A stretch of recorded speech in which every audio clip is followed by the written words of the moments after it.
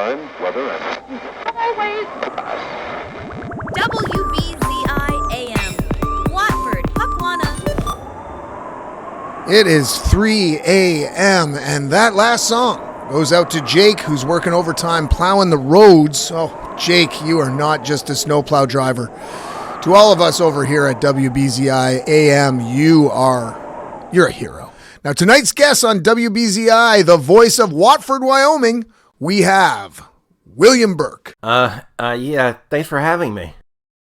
Well, I was going to interview the chair of our local school board, but he had a little misunderstanding at the local massage parlor, if you know what I mean. Nudge, nudge, in and out is what they say. So our 3 a.m. guest slot kind of opened up.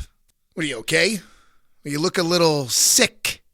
I'm fine. It's just, Will, you look a little different than I expected. Yeah, well, I'm sorry I didn't dress up. To be honest, I thought this was going to be a phone interview until you wandered in. Really got to start getting a lock for that front door. Now, William, you have written something called DOOMSDAY PLANET. Is this a gardening book? It's Doomsday Planet. It's a science fiction novel. Oh, so no gardening tips? No, sorry.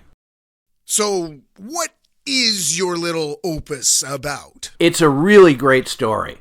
The world's richest man colludes with a race of aliens who are poised to invade Earth. But another race of time-traveling aliens intervene by resurrecting warriors from Earth's past to fight the bad aliens.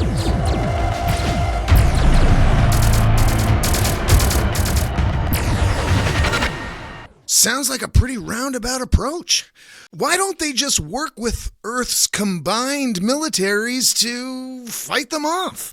Because they know that if humans encountered an advanced alien race, our society would fall apart. But why raise the dead? Whoa. Wasn't that the plot of Plan 9 from Outer Space? You know, that old flick where aliens raised the dead to take over the Earth?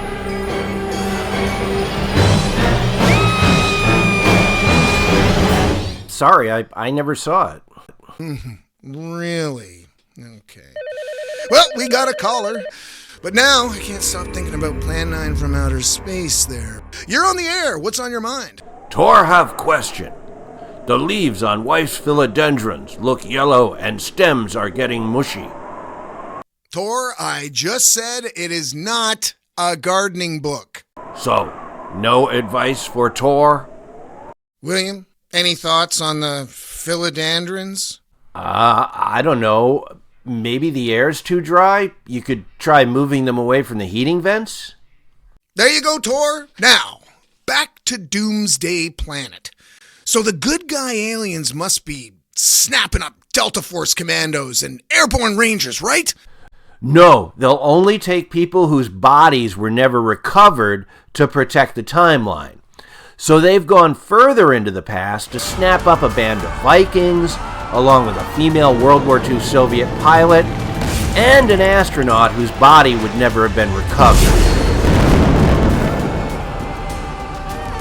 Together, they have to destroy an alien outpost on a prehistoric, dinosaur-infested world.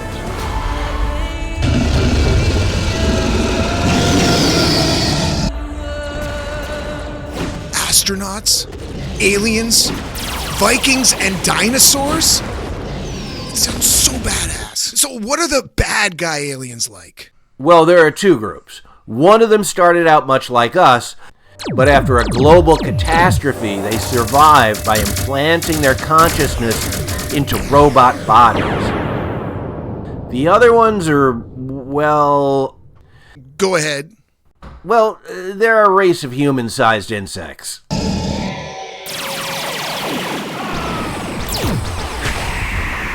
Oh, I see. So just because they're oversized insects, they're immediately the bad guys. It's sort of... I'm not trying to offend anyone.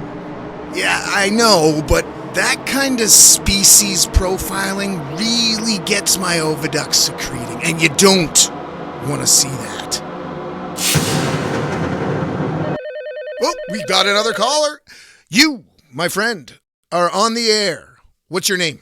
I'd rather not say, but that gardening guy is right. About the philodendrons? I already said it is not a gardening book. I mean about the giant insect aliens. The government's known about them for years. They let them live among us in return for getting alien technology. Uh-huh. Smoking a little crystal meth there tonight, buddy? No. Well, a little. But it's just enough to keep me off the oxy. It's true, though. I've seen them right here in Watford. Sure you have. No, it's true. I spotted one in the parking lot of the Broken Wheel truck stop out on I-90. I even took pictures of it on my phone. What photos, you say? Yup, clear as day. I got them right here.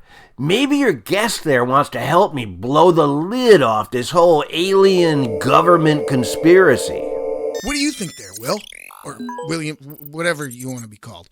No, I'm good. Smart choice. WBZI AM. Well, his loss, because this is gonna be the proof people have been waiting for. Have you ever read Chariots of the Gods? No. Neither have I, but it's all true. Pretty soon, I'm gonna get this stuff out to the media and blow the lid off this whole... WBZI AM. Well, looks like we lost that call. What an imagination. Whew. Well, William, thank you so much for coming on the show tonight. You mind letting yourself out, too? Sure enough. WBZI Thanks again. AM News and Weather. Here's the snow closings so far. Kurt Gowdy Middle School, Kurt Gowdy Elementary, and the Jackson Pollock Heating and Refrigeration Academy.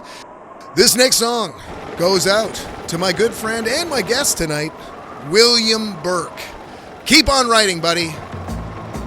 I drove back to my motel, barely able to focus on the road as I reflected on my remarkable evening.